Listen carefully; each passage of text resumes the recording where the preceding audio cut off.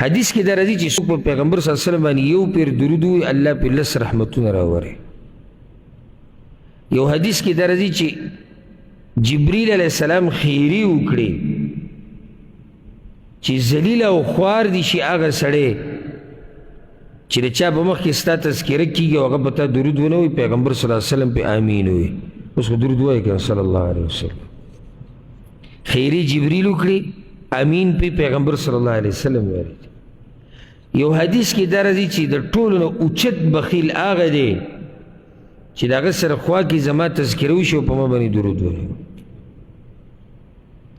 او یو حدیث کې داسې راځي خلاصه د هغې دا د ما بیان کړم د څو ځایونو چې څوک هم درود وایي رب العالمین د هغه هر حاجت پوره کوي د هغه تکلیف او غم لرې کوي.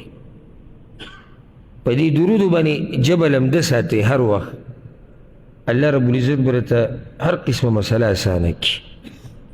هر قسمه مسله به ته الله اسانه کړي په مخه درود. او دې کې یعنی دام حقیقت ته چې پټولی نه شو دې کې زموږ د پښتانه انتهایي کمزوري دي ډېر کمزوري دي. یعنی نورو قومونو ته چې وګوره هغه زموږ نه په دې مسلې کې ښه دي تر دې چې دا پنجابیان د اردو والا دوی په مخ کې ته د پیغمبر صلی الله علیه وسلم بحث وکړي نو درود به پکې واوره. بلکې اکثر علما ما لیدلي صرف داسې وایي صلی الله هغه نورې مخکې پوره کړي او زموږ هغه به تا ته دغه شی بس. نو دا اوچت عبادت دی. او ځکه دا راته وایم بعضو علماو چې کله علم کو علما په دوه قسمه پخواني علما په دوه قسمه دي. یو ته ویل کېږي اصحاب الحدیث دویم ته ویل کېږي اصحاب الرأی.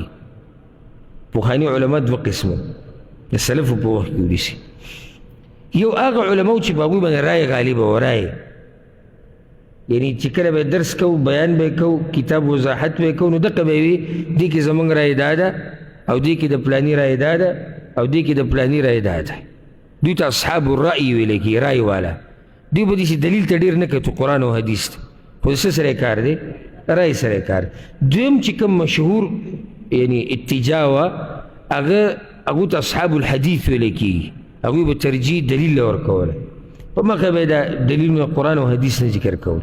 نو بعضو علماو په خپله دا خبره ذکر کړې ده او په سیرت کې راغلې ده چې موږ د پلاني عالم سره علم غوښتل پرېښودلي علم زده کول موږ د هغه سره پرېښودو څه وخته پورې لاړو بیا موږ پرېښودو. هلکه ولې هم پرېښودو وایي موږ به په ګنټو د هغه په درس کې ناست وو په رسول الله وسلم باندې به درود نه ویله کېدو. ولې ځکه چې د پیغمبر صلی الله علیه وسلم نوم به نه راتو پکې ټول رایې وه او زیات نه زیات لکه نن سبا هم داسې ډېر شتي چې مجلس کې ټول دغه بحث چلېږي رحمت الله علیه ځکه چې اصلي د بزرګانو قصې دي. پلانې بزرګ علیه الرحمه پلانې بزرګ رحمت الله علیه او دامت برکاتو او دا قسمه خبرې به ډېرې اوري. د الله شکر ادا کوي چې تاسو یې داسې مجالسو سره تړلي یئ چې منټ بعد 2 منټه بعد 3 منټه بعد تاسو د پیغمبر صلی الله علیه وسلم نوم اورئ او په هغه باندې درود وایئ. او چې دې مجلس نه ته پاسې وځې نو ته څومره درود په هغه باندې ویلې څومره اجر درته میلاو شو.